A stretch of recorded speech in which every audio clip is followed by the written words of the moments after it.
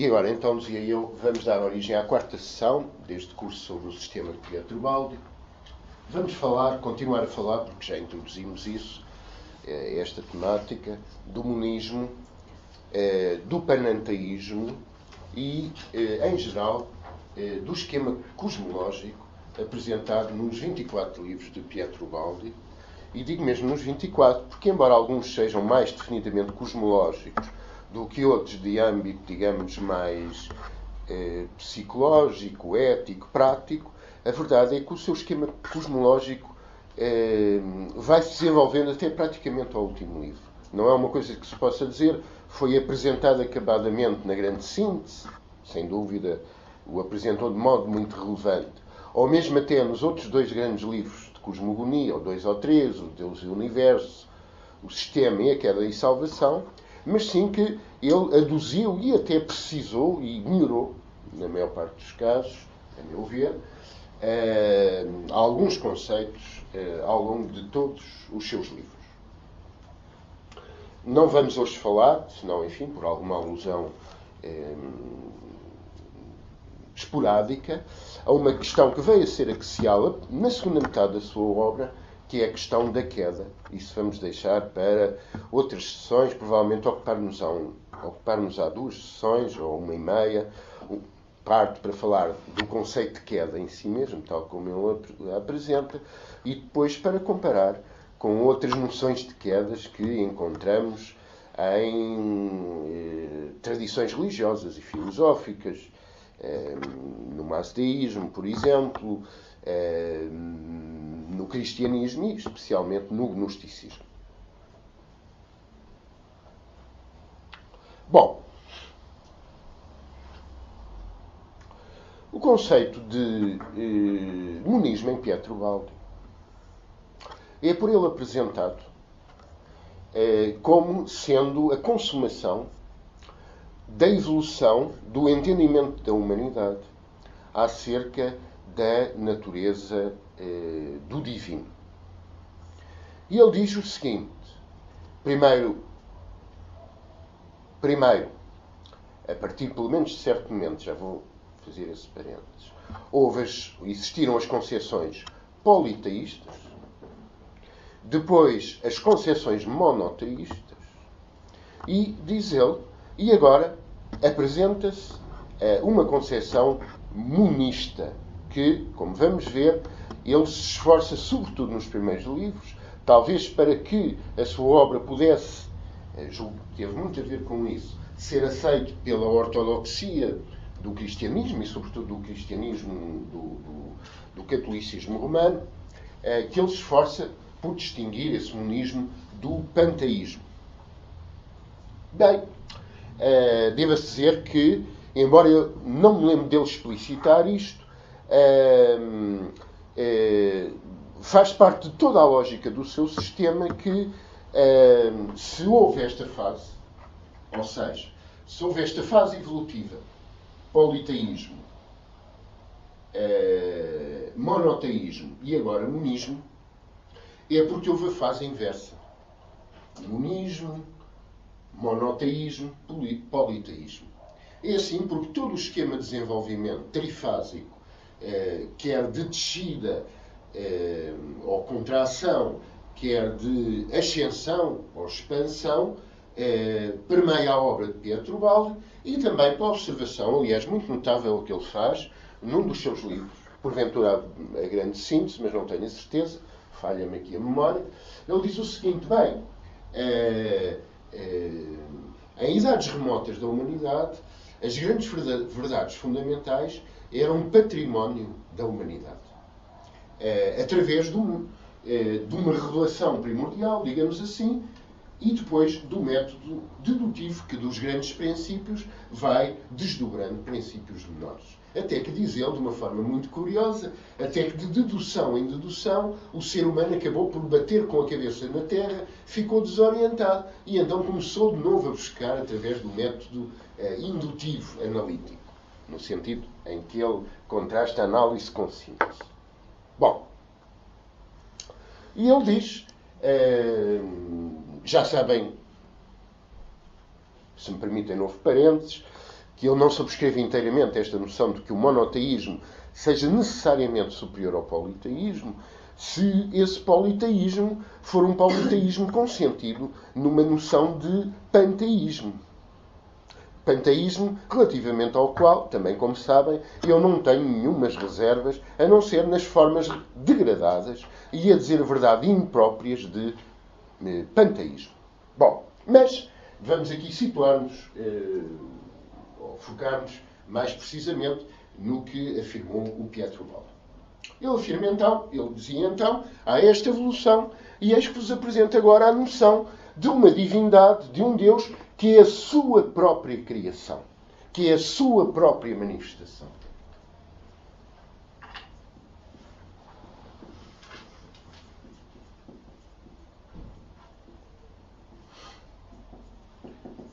E de um ser, já vamos explicar isto de outra forma, e de um Deus, peço desculpa, que sendo ser, que sendo o ser, é também o ir sendo, ou seja, o devir da expressão, o devir da manifestação, e daí a afirmação dele, as afirmações dele, um pouco perdidas no meio das obras, não me lembro dele fazer disso assim um grande destaque, mas lá aparecem, e é outro conceito muito excelente, se posso dizer assim, e muito afim àquele que nós próprios, e de um ponto de vista teosófico, subscrevemos, que é a noção da continuidade da criação. A criação não está acabada. A criação, enquanto manifestação, é um processo de continuidade, desde o princípio dos tempos, tal coisa pode-se usar, até ao final. A manifestação é uma criação contínua. Bom,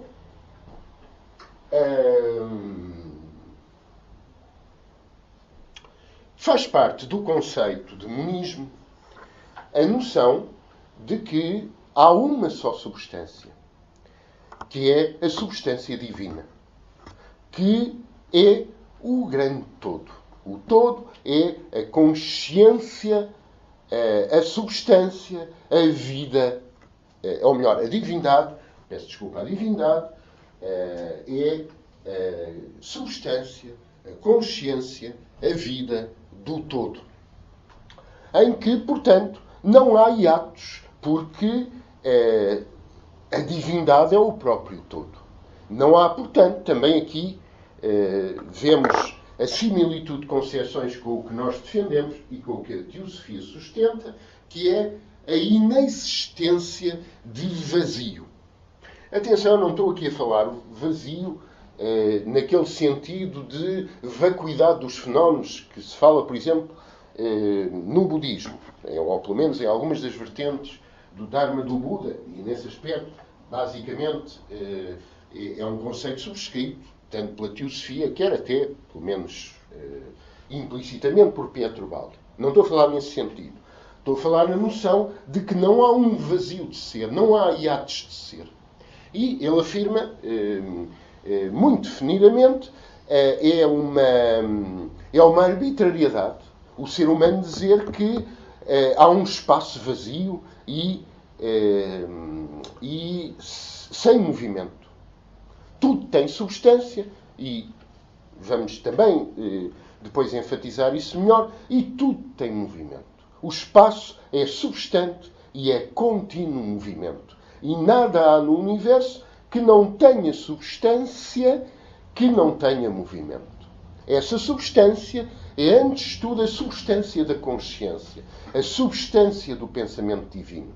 Lá estou eu a recuar livros mais antigos do centro, a nova moda deste período letivo, deste ano letivo, e lembro-me aqui de uma frase sonante de um livro que se chama No Templo do Espírito Santo, onde se diz: nós somos o material biológico do pensamento divino. Bom, antes de tudo, a substância do universo é a consciência, o pensamento, o espírito, se quisermos, a ideação da divindade. Tudo o que dissemos até agora, diríamos, ou podemos repetir, é uma concepção panteísta.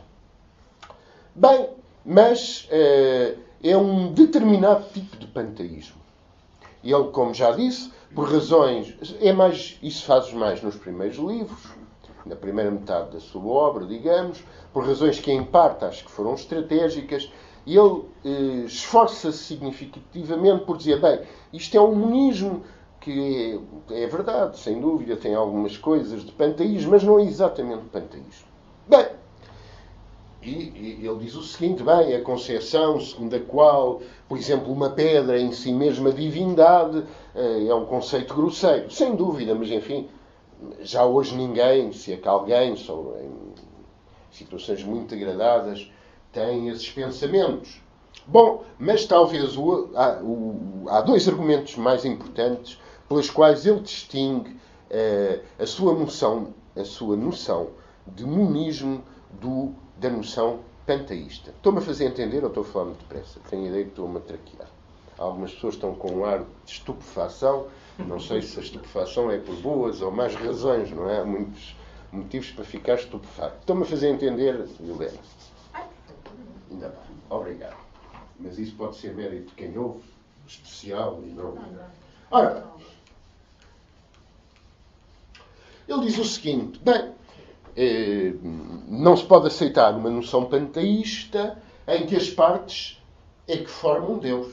Mais propriamente, a realidade é que Deus é em todas as partes. E esclareçamos, em todas as partes aparentes. Mas, sobretudo, ele, na grande síntese, e muito especialmente depois, no seu livro Deus e o Universo,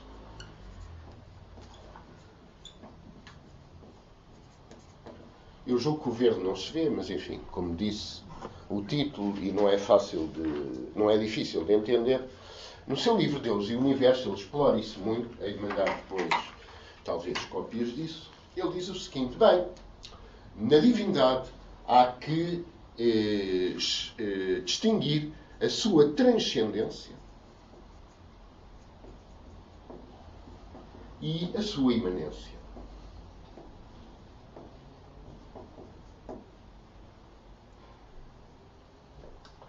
E ele diz, bem, em rigor, ele não diz. Há comentadores de Pietro Baldi, ou estudiosos de Pietro Baldi, que diz, porventura, ele também de alguma forma insinua isto. Imanência seria o melhor nome para panteísmo. Bem, e ele diz o seguinte. Num estado primevo, a divindade é um todo uno orgânico. Certo? Não há uma completa fusão entre Deus e os restantes seres, os restantes espíritos. Certo? Integram-no, estão nele fundidos. Isto já agora, tenho a impressão que já o referi aqui, é muita concepção, corresponde muito à concepção, com outros nomes, que encontramos na distante Índia, na Vedanta Vistadvaita.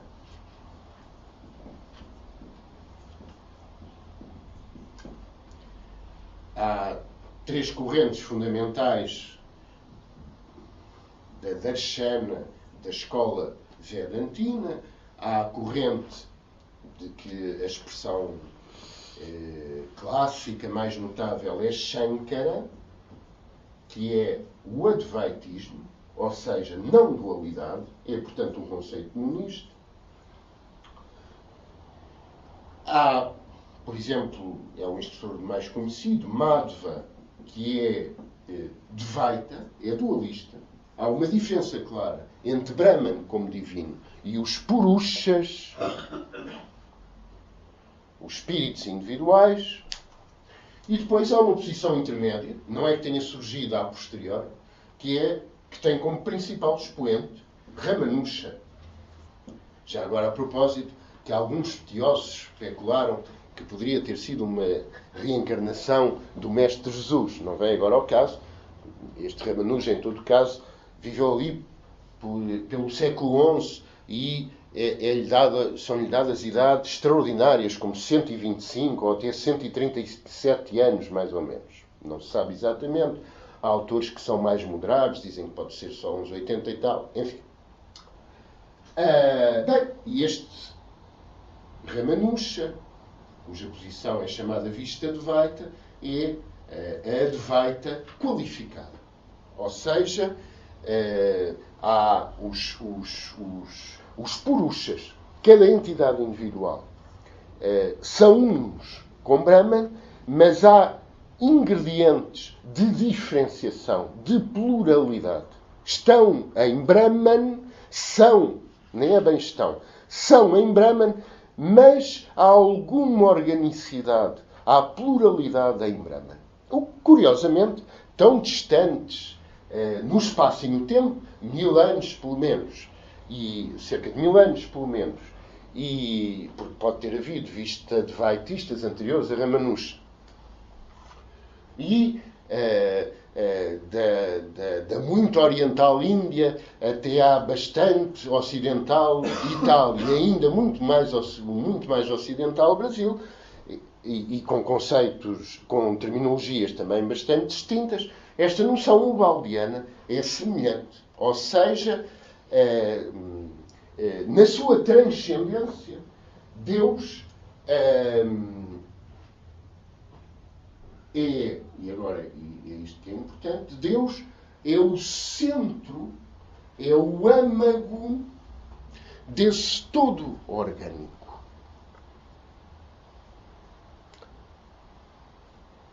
Deus, na sua unidade, é a divindade transcendente. Enquanto Deus presente, englobando os outros seres, dos quais, de qualquer maneira, tem alguma distinção, ele é o centro dos outros seres, ele é o uno no âmago, no coração, digamos assim, da pluralidade de seres. Então, temos aqui Deus na sua imanência. Fiz-me explicar nisto porque eu fiz aqui uma digressão e acabei por me dispersar um pouco. Vou repetir.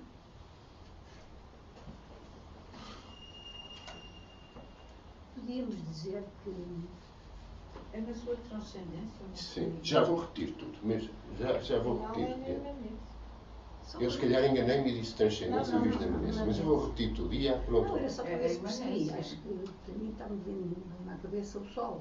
O coração do Sol, nós não sabemos nem o tocamos, mas um raio de Sol é Sol.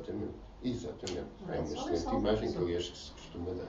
Eu vou repetir de novo, porque eu tenho aqui a impressão que não só cometi algumas coisas pelo meio, como que posso ter usado uma palavra, dito uma palavra quando estava a pensar outra. Portanto, vamos repetir.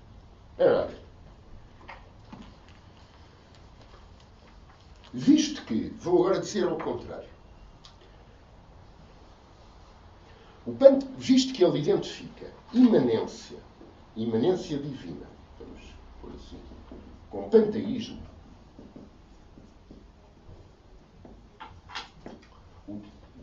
no panteísmo, Deus, o divino, não tem distinção do mundo e de todos os seres que o integram.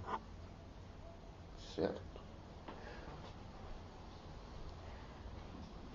E nesse sentido, Deus, que está em tudo e em todos, segundo o conceito baldiano, corresponde a um conceito panteísta. Nada está destituído de Deus. Nenhum ser, nenhuma forma, nenhum nível ontológico. Mas diz ele, mas Deus está ainda além da pluralidade dos seres que ele, entre aspas, criou. Certo? Ele tem uma individualidade que se distingue, porque é central, porque é o centro de tudo. Ele tem uma individualidade que se distingue dos outros seres que, em todo caso, são Começa ele por dizer, mas já vamos ver que ele não acaba exatamente assim, que em todo caso são criaturas. São dependentes desse centro. E isto é a divindade na sua transcendência. Há uma frase que eu cito aqui muitas vezes, que é aquela frase, e até não sei se já não a disse neste curso, que é aquela frase do Bhagavad Gita. Krishna aparece ali a falar como se fosse a divindade, como se fosse o absoluto. E a certa altura diz, tendo penetrado o universo inteiro com um fragmento de mim mesmo, eu estou além dele. Certo? Isto que penetra, isto que anima e mantém todos em coesão, é a natureza imanente da divindade. Mas aquilo que está ainda além, certo? É a natureza transcendente. Temos que retomar isto na próxima sessão, ou provavelmente na próxima, introduzindo aqui a tal questão da queda. Mas vamos lá ver. Para introduzirmos, teríamos de estar a explicar o que é que ele entende por queda. E, portanto, vamos só dizer que isto é uma distinção a que teremos ainda que voltar, integrando-a com esse ingrediente, digamos assim. Bom,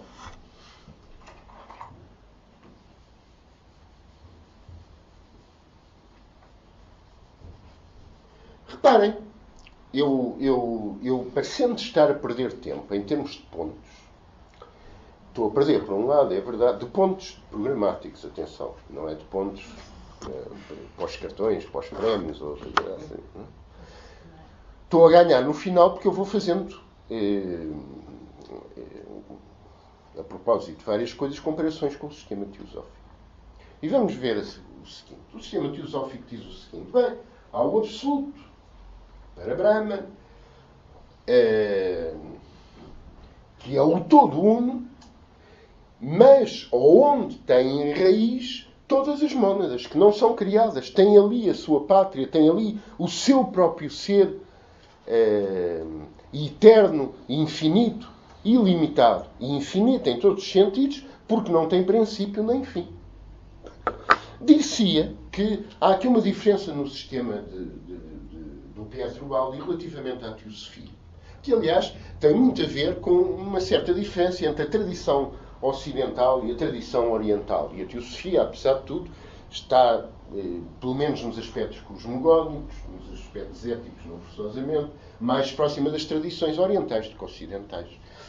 Bom, o Pietro Baldi fala na criação, fala em seres, em espíritos, em criaturas que a certo momento, por uma decisão da divindade, começam a existir. Começam a existir num tempo. Ou seja, ele começa por dizer, no início Deus era pura unidade. Certo? Mas essa unidade, por um ato de amor, porque a quinta essência de Deus é amor, ele quis partilhar o seu ser com outros seres, para poder haver isso que é o amor, que implica algum tipo de relação. E isto parece ir mais numa noção teísta, Deus na sua transcendência, enquanto Criador, digamos assim, parece ir mais numa direção teísta e afastar-se do conceito, por exemplo, que encontramos, tal como eu entendo, pelo menos, na teosofia. Mas, trago aqui uma citação, num livro, já na segunda parte da sua obra, deve ser para aí o 17º, 18º, talvez vejamos aqui, as coisas não aparecem. É mesmo, é o 18º livro. É um livro que se chama A Técnica Funcional de Deus. Ele diz o seguinte, para o que eu peço a vossa maior atenção.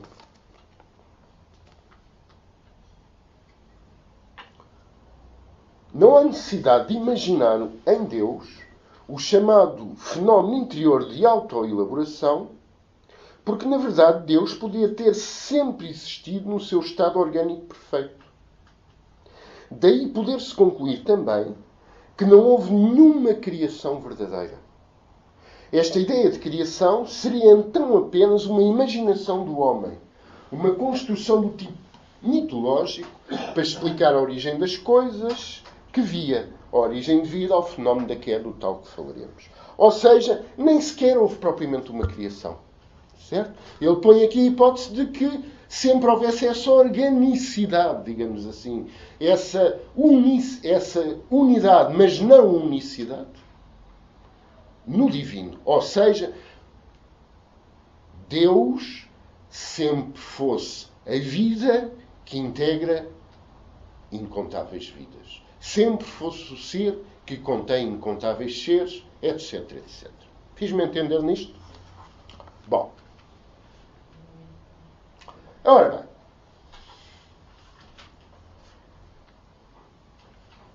No que respeita à manifestação, no que respeita à imanência divina, ele vai falar de acordo com a sua formulação trinitária. A sua obra está toda percorrida por subdivisões trinitárias. Ele diz as individuações que existem no universo são trifásicas, são trinitárias. E, de facto, ele aplica isso em todos os domínios. E ele diz o seguinte: bem, há uma equação da substância onde Deus está imanente, da substância manifestada, certo? Que é esta: espírito, energia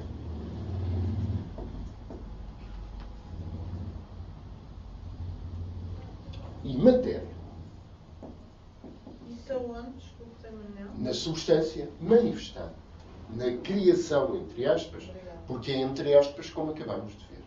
Ele acaba, reparem, por vias muito próprias, por chegar a esse conceito de que não há propriamente criação. E que a criação é apenas um termo, enfim, nosso por aproximação. Espírito é que às vezes fala, é que às vezes identifica com pensamento. E energia, que às vezes, já vamos ver isto, identifica com vontade. E matéria.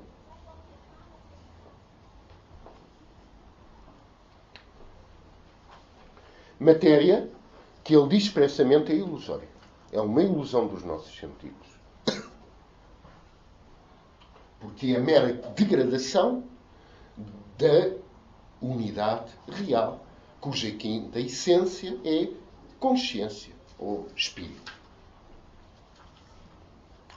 Bem, e ele diz o seguinte: o espírito, que é a natureza mais elevada, em determinada altura, degrada-se em energia, em dinamismo. Ele chama-lhe vontade. Eu acho que estaria melhor, salvo o devido respeito, desejo. E quando falamos aqui em energia ou dinamismo, ele também lhe chama dinamismo, e desejo, isto aflora-nos imediatamente um conceito teosófico, que é o de parecido. Foat. Exatamente. Foat, que é vontade no sentido de desejo, que é o dinamismo que permite que a ideação se impregne na matéria. E, finalmente, a energia vai condensar-se materialmente. E, como sempre, temos o fenómeno inverso. Certo?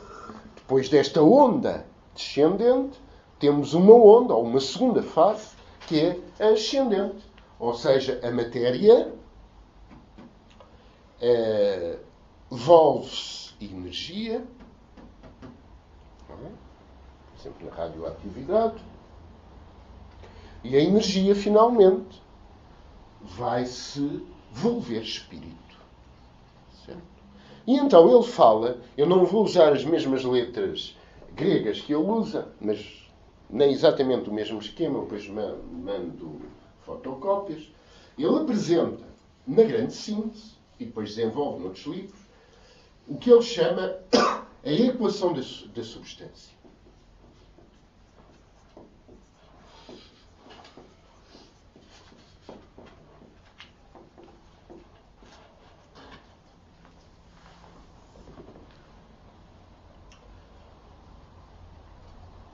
Que é isto? O todo é espírito,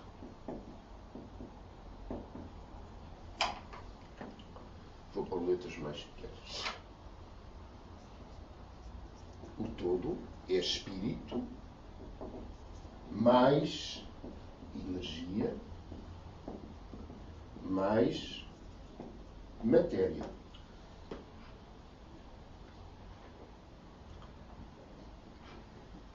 Ou podemos pôr aqui assim. Vamos pôr espírito, designar por S, energia por E, para não pormos dois E's, não é? E matéria por M, não é? Temos aqui o todo, T, não é? Aqui, espírito. Vou confiar no que disse a Helena no fim da última aula, apesar dos meus gatafunhos, isto lá se consegue perceber, não é? O espírito torna-se energia, a energia torna-se matéria, a matéria torna-se energia, a energia torna-se espírito. E, portanto, este é o grande ciclo do todo. E em tudo está o todo. Há o todo como espírito, há o todo como energia, há o todo como matéria. Não há uma contradição nisto tudo. Se a matéria é ilusória, sim, e é a condensação da energia, a energia também tinha que ser ilusória, ou não? E é. Era isso que eu ia dizer. É tudo uma ilusão. E até o espírito, no sentido que o concebemos, também é ilusão, porque a única realidade, isto reparem, nova comparação, isto é explícito na teosofia, mas está implícito em Ubaldi. Embora ele só fale, talvez por razões de conveniência, que a matéria é ilusória, vamos lá ver, e isso vamos ver melhor quando falarmos na queda, todo este mundo de não unidade, todo este mundo de diferenciação trifásica, todo este mundo em que há involução, a que ele vai chamar queda, e evolução, a que ele vai chamar retorno, é um mundo ilusório. É um sonho, ou talvez melhor um pesadelo. Certo? E de facto, mas é verdade. Não, sem se acrescentar isto, tinha a razão, era contraditório, sem dúvida. Mas quando voltamos àquela questão de quando se diz que é ilusório, é no sentido que não é perene. Exato. Mas ele existe. E que, sobretudo, são estados de ser consciência. Não é? Mas, como se dizer, para efeitos práticos. Para todos os efeitos práticos, é exato. Não é ilusório. Exatamente. Está no seu nível de realidade, não é? Exatamente. Ou no seu nível de irrealidade, se quisermos. Não, é que tudo isto, em última instância, voltemos à concepção teosófica. Só aquilo que é permanente é que é real. Certo? E a partir daí... Independente. Como?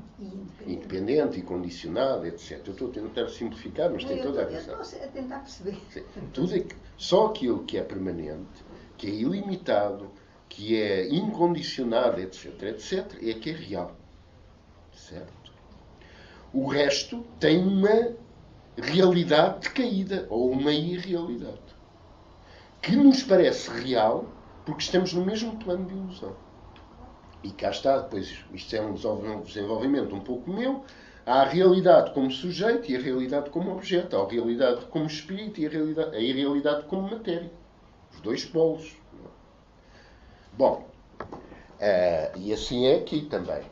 Tudo isto, no entanto, veremos melhor, porque ele vai pôr aqui o seguinte: toda esta atrapalhada, entre aspas, toda esta necessidade de ciclos e ciclos, de descida e retorno, são réplicas de uma cisão primordial pela qual o absoluto se fez relativo. Que é o que ele chama queda. Que, a meu ver, tem mais valor alegórico do que literal, como nos gnósticos antigos. Não é? E ele, aliás, diz o seguinte: porquê é que há ciclos? Porquê é que há ciclos? Já vimos uma das apresentações que ele faz e que é muito correta, que é aquela questão, havendo dois polos opostos, não é? Tem que haver a manifestação dos dois, não é? Um descendente, um ascendente, um positivo, outro negativo, um espiritual, outro de forma material, etc. Mas também há ciclos por isto. Como a manifestação é apenas uma porção do absoluto, do todo uno, ou no conceito baldiano é uma sua degradação, a sua potência é limitada. E como é limitada, tem que a todo momento voltar a um plano mais original para retomar essa potência que vai perdendo. E então há ciclos e ciclos e ciclos dentro de ciclos, mas num movimento espiralado. Não é? Bom, eu não conseguia dizer tanta coisa dentro de tanta coisa. Várias destas coisas irão sendo retomadas.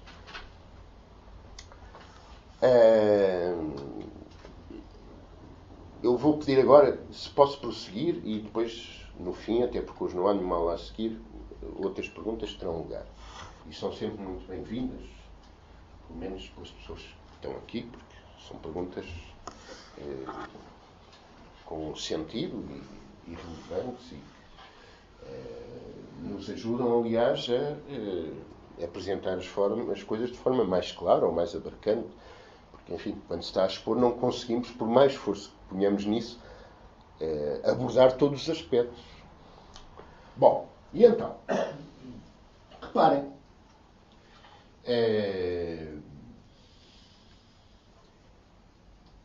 lembram-se, lá vai outra comparação com a Teosofia, depois podemos não dar as duas últimas aulas. Estou a brincar, obviamente, podemos estender mais os pontos. Lembram-se, em várias aulas, várias sessões, basicamente mais de ensinamentos esotéricos / teosóficos, falarmos numa triunidade, que é consciência, vou aqui descartar, não se vê, consciência, vida, substância.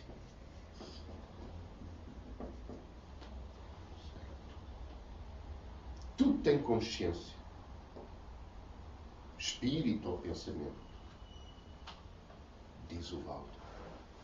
Tudo tem vida. Energia, dinamismo, movimento. Tudo tem substância. Matéria.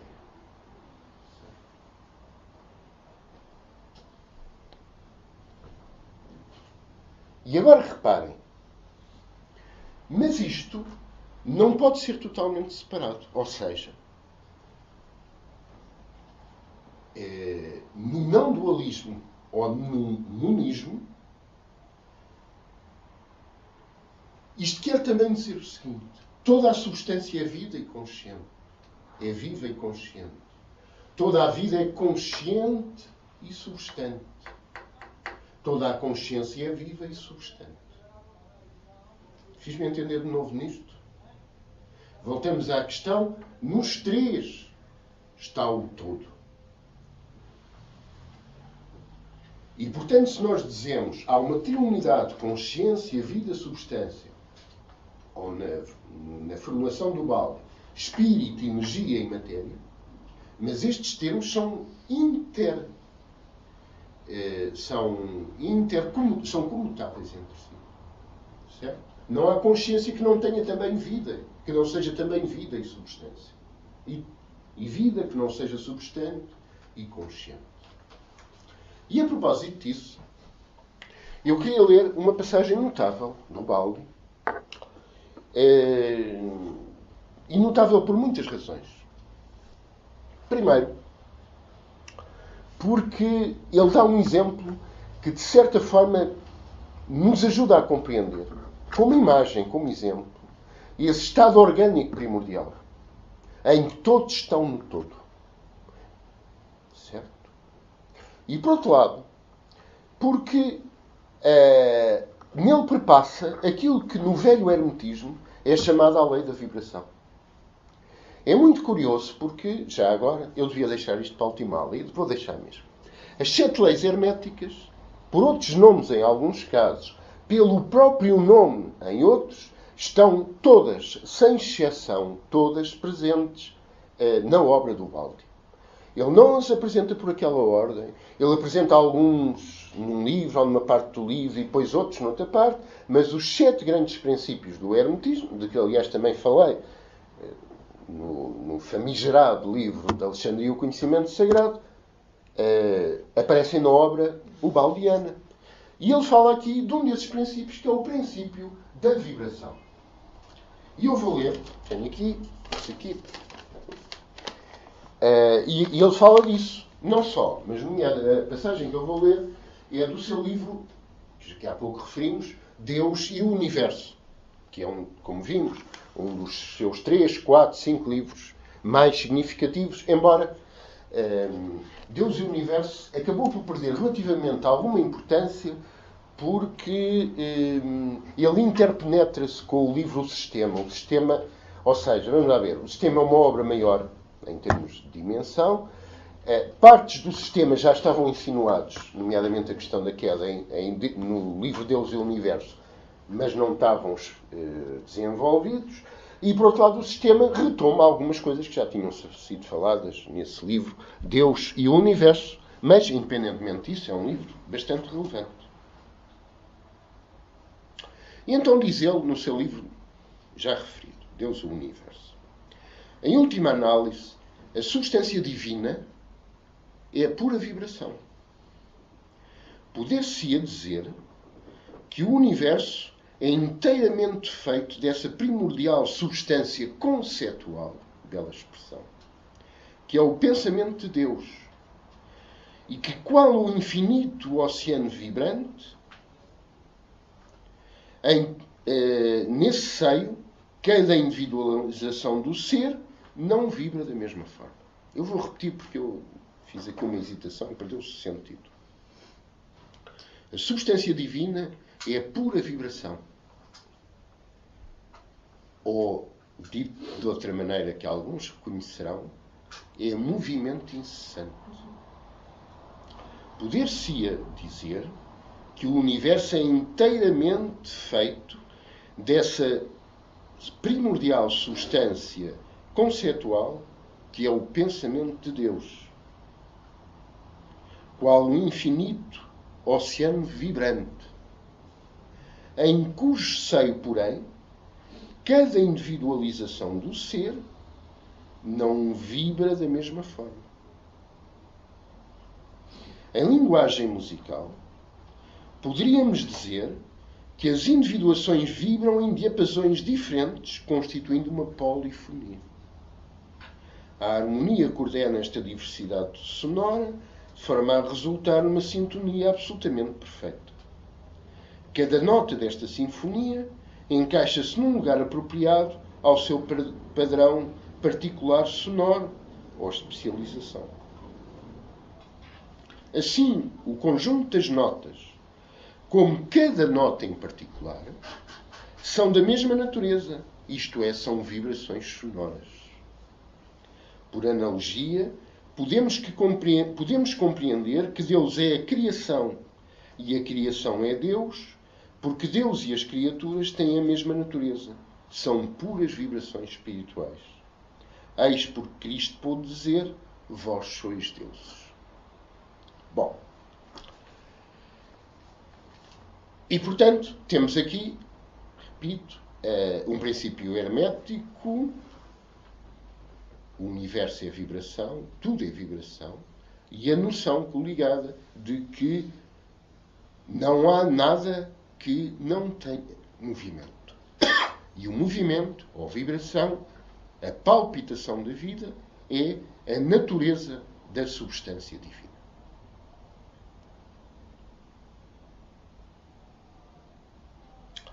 Ora bem, nesta esteira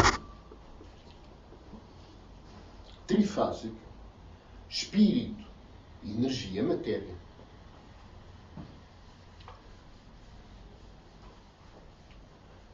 ele fala da Trindade Divina, da concepção trinitária de Deus, que encontramos, como já sabem, em várias religiosidades. Embora ele aqui se refira à concepção e, sobretudo, à terminologia do cristianismo, que, como sabem, fala em Pai, Filho e Espírito Santo.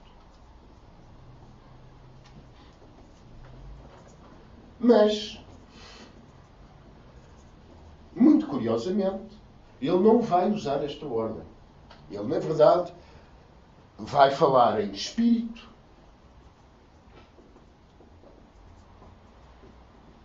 entre aspas, Santo, em Pai e no Filho. Dizendo o seguinte: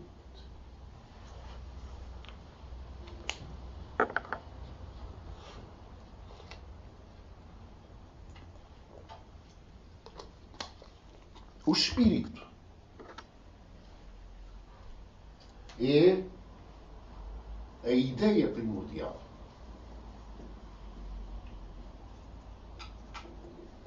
Antes de se projetar para a ação, para a sua expressão, antes de se envolver no processo e, portanto, nas contingências da ação, ou, entre aspas, da criação, ou também da manifestação. O Pai, ele, curiosamente, identifica com o Verbo.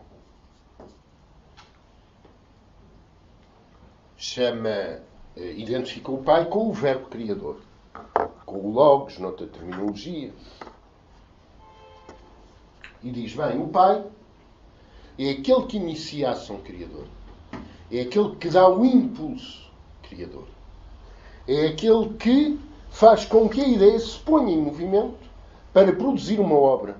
Para criar, para gerar um filho. Um resultado, ou um conjunto de resultados, ou um resultado orgânico, conjunto dessa ideia. Certo? E depois diz ele, e o filho? Bem, o filho é o resultado da criação. O filho são os seres e as coisas, entre aspas, criadas. E também criadas, entre aspas, pelas razões que já vimos. Mas reparem, exemplo do que vimos há pouco, cada um destes termos da Trindade, dentro de uma concepção monista, onde não há hiatos do ser, participam ou são participam uns dos outros, ou cada um deles é participado pelos outros. A ideia, o Espírito está presente no Pai. E o Pai está presente, ou se quisermos, imanente no Filho. E, portanto, temos sempre esta noção de englobamento, de imanência, de unidade. Unidade cujo cimento, unidade, ou unidade que cimenta cada parte com o amor. Começamos aqui, curiosamente, chegamos aqui, já aproximamos um pouco do final, visto que eu quero deixar algum espaço para perguntas. Acho que às vezes convém, em vez de ser 5 minutos, quando as pessoas já estão a cair para o lado. O amor...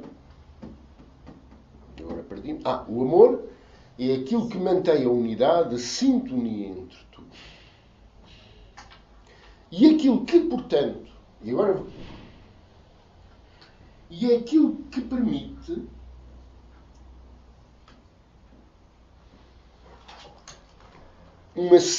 um conhecimento, uma sabedoria unificadora, sintética, uma sabedoria unitária. É aquilo que permite aquele processo cognitivo da intuição que, como vimos, implica não só a aproximação, mas a união,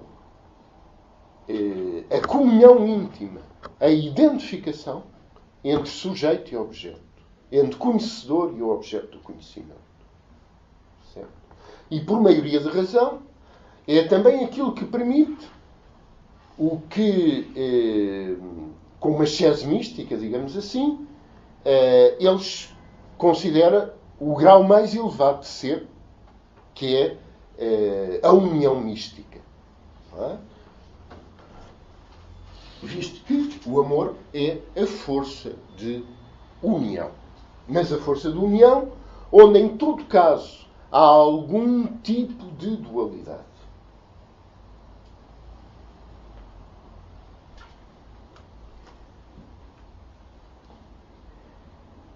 Nisto tudo, e a propósito agora, ele diz o seguinte, ele fala num monismo dualista. Certo? Isto não é um monismo estático. É um monismo sempre em dialética, porque cada unidade é participada ou contém duas partes que são opostas, mas complementares. Há um princípio, ele também chama de simetria, onde há polo positivo, há polo negativo, onde há polo espiritual, há polo material, etc, etc. E diríamos, essa dualidade está, porém, contida num monismo, numa unidade, porque em tudo está este liame de amor.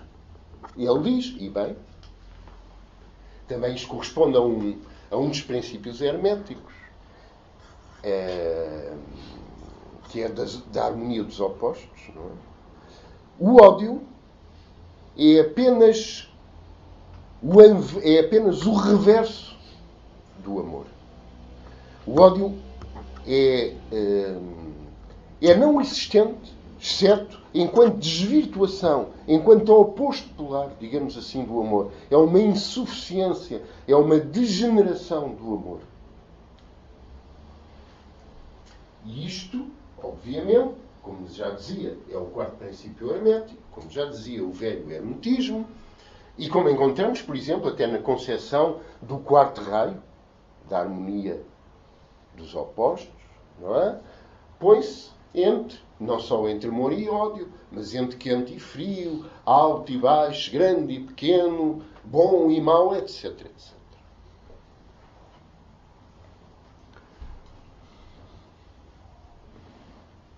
Ora bem, eu talvez ainda diga mais alguma coisa por iniciativa própria.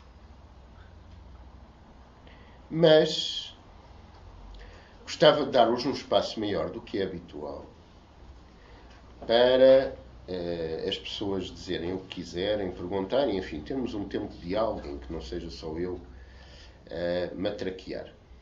Até porque eu há pouco, depois as pessoas, houve várias perguntas quase ao mesmo tempo e depois eu pedi, bem, agora deixem-me continuar para não perder um bocado o fio à meada.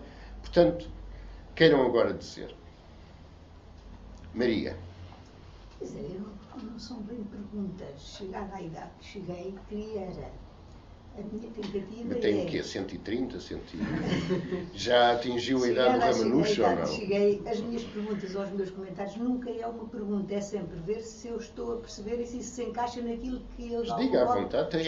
Aliás, não tem que ser perguntas, podem ser afirmações. Eu pensei que o amor a este nível era sem contrário, que estaríamos já no domínio da HP. E aí não há... Daquilo que os gregos HP, sim. E pensava eu que a esse nível não tem contrário. Bem, mas não é uma pergunta, que sim. me diga só para o meu governo, para eu perceber, e também não queria estar a ocupar o espaço que... Temos aqui sempre uma questão que muitas vezes afirmamos. Da pura unidade é quase impossível falar. Certo? Escasseiam-nos não só as palavras, como até os conceitos. E vamos lá ver. Há o reconhecimento, e como ponto de partida, que há uma unidade que transcende todo o tipo de dualidade. Certo? Agora, num universo que podemos explicar em termos de ciência, neste caso ciência espiritual, esse universo que é manifestado está necessariamente informado pela dualidade. Onde há manifestação, aliás, tem que haver dualidade, tem que haver algo que se manifesta em outro algo. Simplesmente sendo uma dualidade aparente, porque não sai fora da unidade absoluta, porque, aliás, nada pode surgir de fora da unidade. Portanto, vamos lá ver.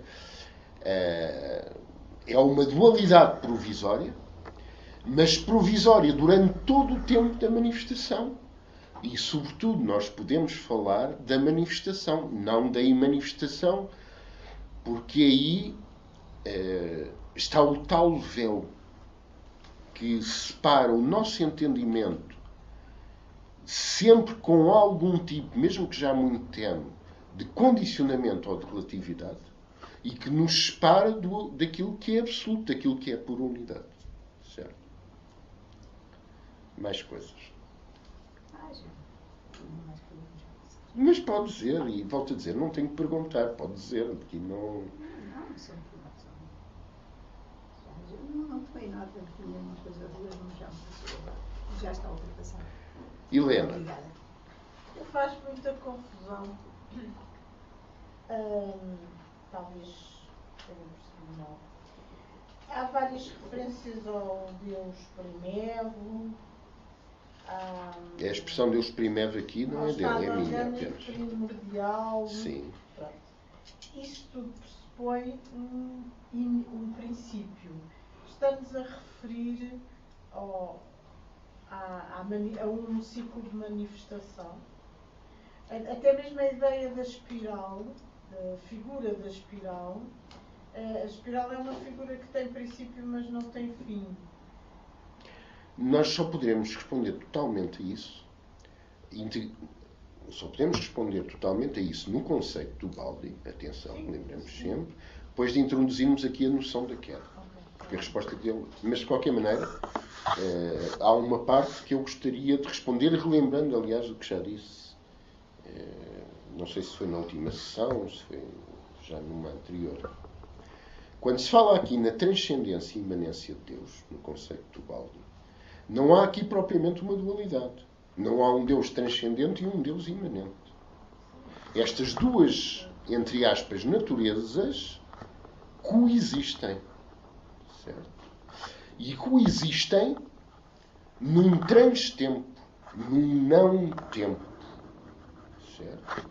Em última instância, por muito importante que sejam para nós o conceito de primeiro e último, não é? E são apenas apoios que nós necessitamos às vezes para expressar as coisas. De qualquer maneira, eu devo dizer o seguinte. Eu não me lembro dele usar a expressão primevo. Portanto, foi aqui uma expressão minha para tentar caracterizar o pensamento dele. Mas primevo aqui, atenção, eu uso a expressão primevo, embora primevo pode ser sinónimo de primeiro. Mas eu uso aqui numa outra acessão que a palavra primevo também veicula, que é a noção de originalidade ou de pureza. Certo? Sim. Portanto, é mais nesse Uma sentido. decisão inicial, portanto. Nele, sobretudo a partir, volto a dizer, nós temos, sobretudo a partir do momento em que ele integra aquele conceito da queda, de facto, há uma afirmação, que depois eu gostaria de comentar, de uma cisão primordial. Há uma cisão primordial, que é o que ele chama de queda. Mas depois dessa desenvolvida essa ideia, voltaremos a comentar. Mas reparem, há aqui sempre, vamos lá ver, há aqui diferentes noções de tempo, ou até de não tempo, correspondentes a diferentes níveis ontológicos, que coexistem. Há um tempo físico, há um tempo anímico. Do ponto de vista agora teosófico, a nossa alma humana ou a alma espiritual, o eu superior, está imerso no tempo. Só que é uma noção de tempo completamente diferente do tempo físico. Eu julgo que ilustrei, não sei se foi nas terças ou às quartas, ilustrei isto com aquela questão da revisão da vida após a morte, que dura alguns minutos. E, no entanto, diz, naquela altura, a tríade superior, pela primeira vez, em todo o processo encarnativo, fica completamente ligada ao cérebro. A tríade superior revê todos os acontecimentos e o seu encadeamento da vida que deixou para trás. Isso dura minutos. E, no entanto, a pessoa viveu dezenas e dezenas de anos. Outro tempo completamente diferente. Mas isto coexiste também, pois há aqui muitos graus intermédios, com um transtempo. Não é? Para Brahman, para Mahatman, se quisermos chamar, não é um termo que eu gosto muito, o Baldi usa, o espírito puro, etc., continua a ser, sempre foi, e será, independentemente do nosso fluir físico, psíquico e mental. E, portanto, temos vários tempos com ritmos diferentes e todos eles coetâneos, digamos assim, com um transtempo, ou talvez melhor, um não-tempo, ou como afirma a certa altura a Sra. Blavatsky, com a duração eterna. Eu há pouco não sei se percebi bem que o Baldi, ou tu terias dito que o Baldi teria afirmado que a queda ou a relativização, não é? Sim. Não teria obrigatoriamente que acontecer. Ele disse isso ou eu entendi mal? Não era forçoso haver a queda. Sim. Sim, ele diz que não era forçoso. Do que eu permito discordar. Que eu me permito discordar. Permito discordar, visto que eu considero que a queda é um conceito valoroso. Isto aplica-se também às concepções gnósticas, da queda do pleroma, da quebra da harmonia do pleroma. Deve ser tomado como uma alegoria e não na sua literalidade.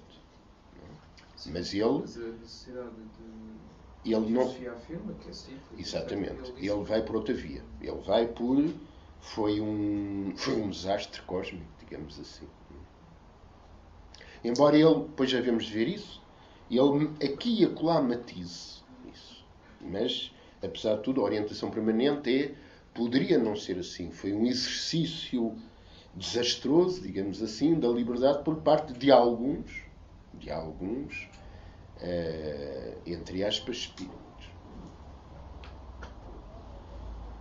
Visto que ele defende que outros, o que alegoricamente é verdadeiro, alegoricamente outros permanecem no sistema e não passaram por essa queda.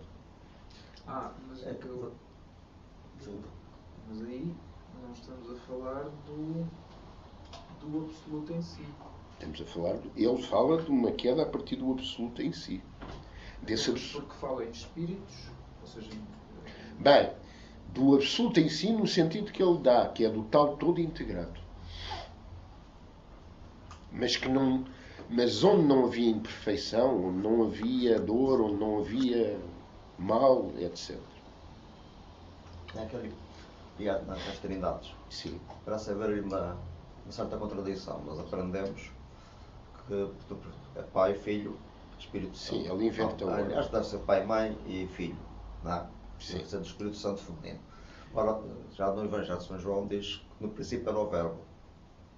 Portanto, aqui neste caso, no princípio não era o Verbo. Não, mas ele diria isso. Bem, mas aqui é quando há o princípio criativo. O princípio da criação. Porque depois diz, e o Verbo estava com Deus, e portanto ele identificado aqui Deus com o Espírito, e portanto o Verbo estava com Deus, mas depois como Espírito, mas depois veio fazer as coisas. De qualquer maneira, atenção, não há exatamente aqui uma contradição. Porque não nos confundamos com os termos, interessam os conceitos. Chamamos-lhe pai, ou irmão, ou outra coisa qualquer, ou filho, ou... E curiosamente, eu tenho pena por acaso não ter aqui à mão, mas até vou ver se na próxima sessão trago uma fotocópia disso. É curioso que nas cartas dos Mahatmas para o Sr. Sinete, o Mahatma Kutumi, o mestre Kutumi, a propósito da Trindade, refere bem o Atanásio, naquele tempo da formação trinitária, pôde ir buscar os seus conceitos ao Egito, e depois ele fala lá de uma noção de Trindade, curiosamente, muito curiosamente, no que se refere ao papel do Espírito, entre aspas, santo, tem alguma semelhança com esta. Eu hei de depois dar fotocópias disso. Estou sempre a antecipar a tal comparação, mas acho que vem a propósito, não devemos olhar para o lado. Não percebi muito bem porque é que na concepção do Pedro Baldi há ciclos.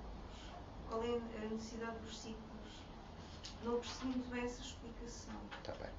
Então, nós tínhamos falado de uma razão na sessão anterior e eu agora relembrei outra. Duas razões, portanto, desde logo. Primeiro, sendo que o monismo é um monismo dualista, ou seja, no universo manifestado, no universo que vai sendo, visto que há dualidade, certo? Positivo, negativo, espírito, matéria, sujeito, objeto, etc., etc., todos os polos, todas as bipolaridades que possamos conceber, para haver dialética entre eles, tem que haver um tempo de predominância de um deles e tem que haver um tempo de predominância do outro. Tem que haver a tese, agora em linguagem hegeliana, tem que haver a tese, tem que haver a antítese, para que depois, terceiro elemento, e aqui vamos ter a tal questão trifásica, surja uma síntese superior. Que síntese essa que se torna tese, que vai ser novamente negada por uma antítese e nova síntese. Mas hoje acrescentamos uma outra razão que ele refere, que é, como isto é no domínio da manifestação, certo? E isto veio a propósito, lembremos, daquela frase, que corresponde a um conceito pananteísta, acabamos por não falar hoje muito nisso, a um conceito pananteísta, aquela frase do Bhagavad Gita, tendo penetrado o universo inteiro, entre parênteses, apenas com um fragmento de mim mesmo, eu estou além, como pura unidade. Bem, esse fragmento é apenas um fragmento. É uma manifestação e isso implica algum tipo, conquanto aparente, conquanto onírico até, conquanto mera imaginação maiávica, implica um decaimento. Certo? Como estamos num domínio de manifestação e, portanto, de limitação, certo? Como é que é dizer? Nós não podemos estar muito tempo debaixo da água. Não é?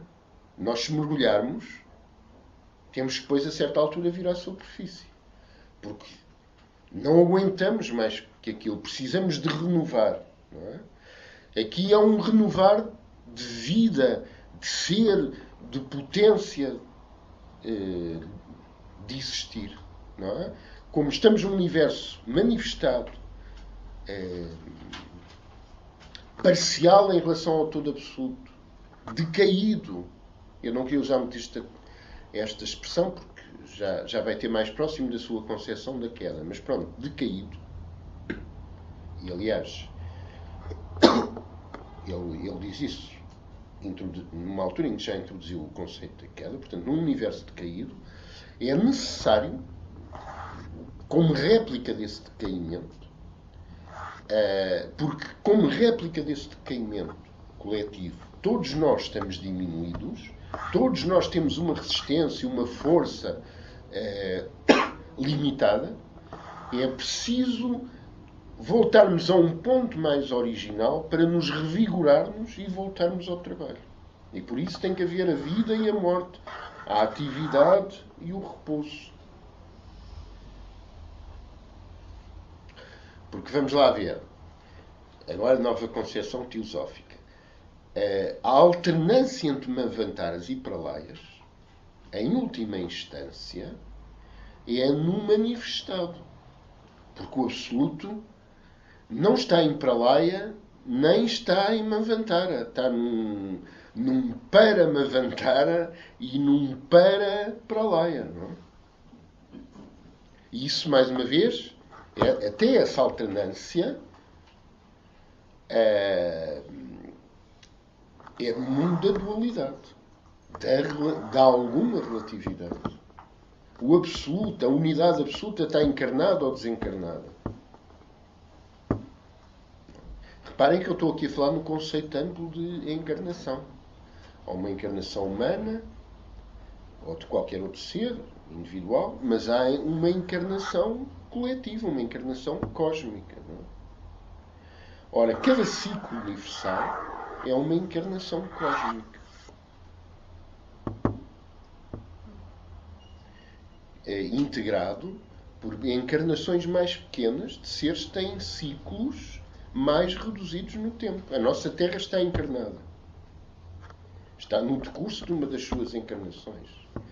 E todos nós terráqueos estamos encarnados com ela. E nela. Certo? Tendo nós, contudo, ciclos encarnativos menores do que ela. Porque há uma unidade coletiva que integramos. Aquele esquema inicial que fez do politeísmo, monoteísmo, monismo, sim, e depois volta ao monoteísmo e ao não, politeísmo. vamos lá ver. Se ele diz, vamos lá ver, há aqui uma compreensão ascendente. Primeiro politeísmo, depois subiu-se para uma concepção monoteísta e depois subiu-se para uma concepção monista. Bem, mas de acordo com a lógica do sistema dele, houve um processo descendente. Inicialmente houve uma concepção monista, depois uma concepção monoteísta, depois uma concepção politeísta. Bem, hoje é o dia em que o professor provavelmente vai ser... O professor, enfim, o tipo está aqui a fazer...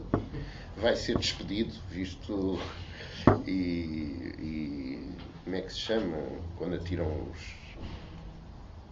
os tomates e outras coisas, não é? Vai ser ocupado. Mais coisas, por favor. Eu acho... Desculpem dizer. Explica algumas religiosidades panteístas, digamos. Panteístas. Bem, eu não concordo exatamente com esta sequência. Vamos lá ver. Porque, vamos lá ver, eu não considero forçosamente... Vamos lá ver. Eu não considero forçosamente o monoteísmo superior ao politeísmo, porque há politeísmos e politeísmos e monoteísmos e monoteísmos. Houve no passado, claro, houve politeísmos panteístas ou monistas, se quisermos, que tinham esta circunstância. Há a unidade, mas disso nada pode ser dito. E não é por um mistério, ou porque... Bem, se nós não conseguimos descrever a pura unidade, porque nós estamos na própria dualidade, o próprio descrever já de si é uma coisa dual. Não nos esqueçamos disso. Eu estou a descrever uma coisa, às vezes, vamos lá ver, há coisas que são belas e inspiradoras, mas temos que as ver a um certo, com um certo rigor que lhes retira um entusiasmo que é bom. A própria palavra entusiasmo revela ter Deus dentro, não é? Mas, quem fala da unidade não está na unidade. O próprio descrever da unidade implica dualidade. Porque é algo a falar. Exato. Lá diz o Tontequinho, lá diz o Tontequinho, começa exatamente assim. O tal que podes escrever não é... Exatamente. Mas isso tenhamos sempre em conta, porque vamos lá ver. Nós não podemos dizer o indizível. Nós podemos falar daquilo que se pode falar. Nós podemos falar da manifestação. E entender que subjacente à manifestação, à pluralidade, à dualidade, há uma unidade. E que, por muito rigorosa, por muito boa, vamos dizer assim, que seja a nossa ciência ou sabedoria, ela, em todo o caso, é uma antecâmara, é um caminho para, e não a meta, porque a meta é a realização dessa unidade. Mas quando se realiza a unidade, já não se fala da unidade. Não é? Então, realizou-se e agora aleijei. O todo, nós fazemos parte do todo. Fazemos. Daí eu as voltas que der e as cambalhotas que der, nunca sai do todo. Não, impossível. Portanto, porque é senão só já não era a todo. minha ignorância de mim, daquilo que eu sou, e isto é tudo maia. Exatamente. Sem tirar nem pôr. E exatamente, atenção. É que eu de repente às vezes ponho-me a ver outros filósofos e... Não, vamos lá ver. Vou pôr em causa aquilo que para mim já me estava aqui arrumadinho. E agora vamos dizer aqui uma coisa. Eu disse, isso é inteiramente verdade. Quando eu disse isso é inteiramente verdade, vamos aqui esclarecer uma coisa. Para mim isso é inteiramente verdade. Para aquilo que eu considero a mais perfeita das tradições ou das formulações de espiritualidade, que é a teosofia, o esoterismo teosófico, é verdade. Do ponto de vista ubaldiano, não sendo tão enfático nisso, em última instância também é assim. Só que ele chega a isso por vias diferentes, que são as mais características do Ocidente cristão, digamos assim. Ele esteve sempre mais próximo do cristianismo do que propriamente muitíssimo mais. Ele das outras, já li alguns livros e nunca ouço falar. Ele fala uma vez ou outra, que ele livra os problemas atuais. Não. Ele sempre se declarou e a formação dele. Exato. É aquela coisa que eu teria falado com Cristo e com Francisco de Assis, não é? Sim, mas isso, como eu disse aqui na primeira sessão, há autores que só falam de budismo e são muito bons, há autores que só falam de Vedanta e são muito bons. E quanto a mim, o Pietro Baldi só fala praticamente de cristianismo e é um autor muito bom. Mas conta sempre aquela energia, substância, matéria, de chama alfa e de delta, não é? Quer dizer, pouco ou nada fala na parte teosófica e oriental, digamos assim, do budismo.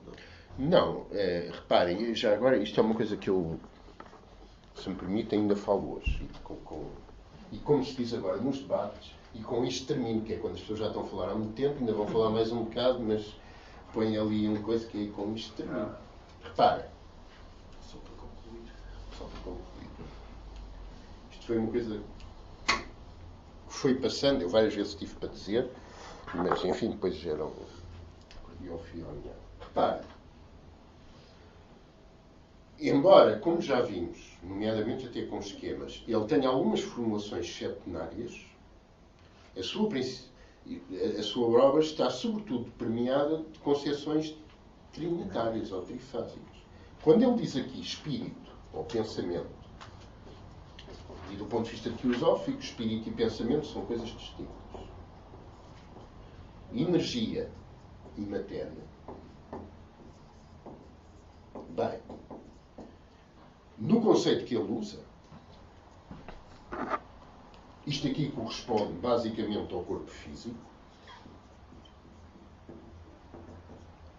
Isto aqui basicamente corresponde ao prana e ao duplo astral.